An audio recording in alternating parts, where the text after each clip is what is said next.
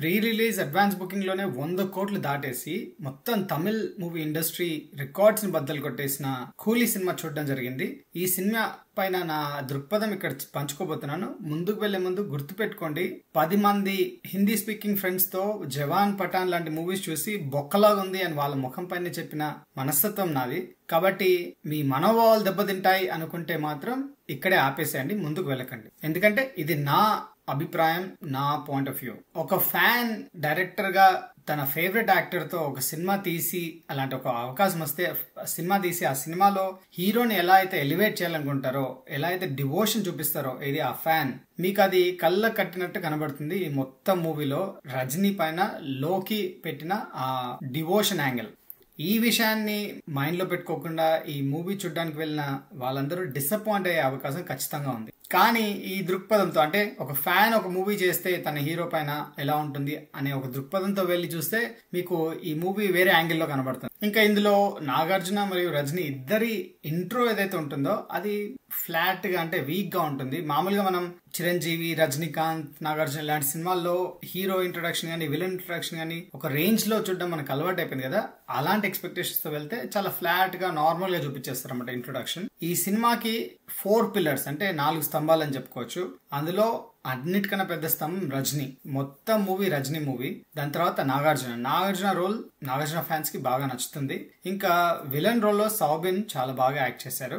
ఇంకా through out the movie Anirudh music అనేది ఈ మూవీని సేవ్ చేస్తూ ఉంటుంది అనమాట. థియేటర్ లో మంచి డాల్బీ డిజిటల్ సౌండ్ లాంటి సిస్టమ్ ఉంటే మ్యూజిక్ ని బాగా ఎంజాయ్ చేస్తారు through out the movie. Climax లో ఉపేంద్ర మరియు రజనీ కలిసి చేసే ఫైట్ లో ఉండే బీజియం ఉంటుంది, మొత్తం థియేటర్ అదిరిపోతుంది. ఇంకా మోనికా సాంగ్ అంత పెద్ద ఇంపాక్ట్ ఏముండదు మూవీలో, ఒక డిస్టర్బెన్స్ గానే అనిపిస్తుంది తప్ప అది ఏమి యాడ్ చేయదు ఆ మూవీకి. ఏదో ఒక గ్లామరస్ సాంగ్ పెట్టి అది లేకుంటే మన ఆడియన్స్ చూడరు అనే ఒక పాయింట్ ఆఫ్ వ్యూ లో ఉన్నారు మన డైరెక్టర్స్. ఎందుకో అర్థం కాదు. మన టేస్ట్ ని వాళ్ళు తక్కువ అంచనా వేస్తున్నారా, లేదంటే అరే ఇలాంటి ఐటమ్ సాంగ్స్ లాంటివి, మనం గ్లామరస్ సాంగ్స్ లాంటివి పెడితేనే చూస్తారు అని వాళ్ళు ఒక ఆలోచనకు వచ్చేసారు. నాకు అర్థం కావట్లేదు. ఈ సాంగ్ తీసేస్తే సినిమాలో గానీ ఆ పేసింగ్ లో గానీ ఎటువంటి మార్పులు రాదు. ముందుగా చెప్పినట్టుగా ఇది కేవలం రజనీ ఫ్యాన్స్ కోసం, రజనీ ఫ్యాన్ తీసిన రజనీ మూవీ. చాలా అనాయాసంగా ఈ రోల్ ని ఆయన క్యారీ చేశారు. దీనికి తోడు నాగార్జున తీసుకొచ్చిన ఆ బాస్ ఆరా ఏదైతుందో ఈ సినిమాలో చాలా బాగా నచ్చింది నాకు. ఫ్లాష్ బ్యాక్ లో రజనీని యంగ్ గా చూపించడానికి ప్రయత్నం చేస్తారు, ఫ్యాన్స్ ఎంజాయ్ చేస్తారు తప్పకుండా. ఇంటర్వెల్ షాట్ కూడా బాగుంటుంది, అంటే డీసెంట్ గా ఉంటుంది. ఏదో ఓవర్ ద టాప్ పెద్ద రెవల్యూషన్ అలాంటి ఏమి ఉండదు, కానీ రజనీ ఆరాకి యాప్ట్ గా ఉంటుంది. ఇంకా ఈ సినిమాకి ఎల్సీయూ కనెక్షన్ ఏమీ లేదు, ఇది స్టాండ్ అలోన్ మూవీ మాత్రమే. ఇంకా లోకేష్ మూవీస్ లో ఫీమేల్ క్యారెక్టర్స్ ని ఏ మాత్రం తగ్గకుండా కొంచెం స్ట్రాంగ్ గా చూపిస్తారు కదా, అది మనం చూసాం కదా ఇంతకు ముందు. అలానే ఈ మూవీస్ లో కూడా ఫీమేల్ క్యారెక్టర్స్ కి మంచి స్కోప్ ని ఇచ్చారు. ఇంకా స్టోరీ చాలా ప్రెడిక్టబుల్. మన విక్రమ్ లాగా లేదంటే ఏదైనా కొత్తగా యాంగిల్స్ లేదంటే ఏమైనా థ్రిల్స్ ఎక్స్పెక్ట్ చేస్తే మీరు డిసప్పాయింట్ అవుతారు. సినిమాలో ఆ విక్రమ్ ఛాయలు కనిపించినట్టు ఉంటాయి, ఎక్కడ కూడా మీకు సర్ప్రైజ్ అనిపించదు. మూవీ 2 గంటల 50 నిమిషాలు నాకు అనిపించింది అవసరం లేదని. దాన్ని 2 గంటల 30 నిమిషాలకు స్క్వీజ్ చేస్తుంటే ఇంకొంచెం టైట్ గా ఉండి ఇంకొంచెం పేసింగ్ అనేది మారుతుండేది. అది కాకుండా మరీ ఇంతమంది హీరోస్ లేదంటే ఇంతమంది క్యారెక్టర్స్ అవసరం లేదేమో అనిపించింది నాకు. అలా లేకుండా ఉంటే మనం ఇంతకు ముందు అనుకున్నట్టుగా 2 గంటల 50 నిమిషాలు కాకుండా 2 గంటల 30 నిమిషాల్లో మూవీ ఫినిష్ అయ్యే అవకాశం కూడా ఉండేది, కొంచెం టైట్ గా ఉండేది అని అనిపించింది నాకు. ఇంకా ఇవాళ రేపు మన ఆడియన్స్ లో ఇంటెలెక్చువల్స్ గానీ లేదంటే లిబరల్స్ అంటారు కదా, వాళ్ళ పాయింట్ ఆఫ్ వ్యూ లో ఎక్కువైపోయాయి.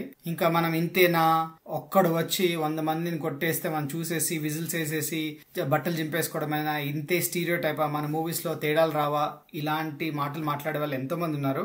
అలాంటి వాళ్ళు ఈ మూవీని స్కిప్ చేస్తే బాగుంటుంది. ఓటీటీలో వచ్చినప్పుడు టైం పాస్ చేసుకోవడానికి చూసుకోండి.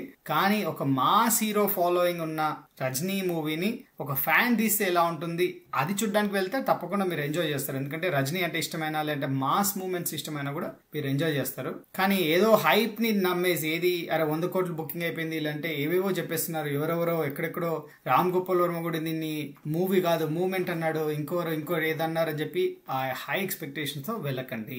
రజనీ ఫ్యాన్స్ కి ఇది తప్పకుండా లక లాగా ఉంటుంది. అలా కాకుండా హైప్ ని నమ్మేసి ఇలాంటి హైప్ కోసమే వెళ్తే మాత్రం అది మీ తప్పే.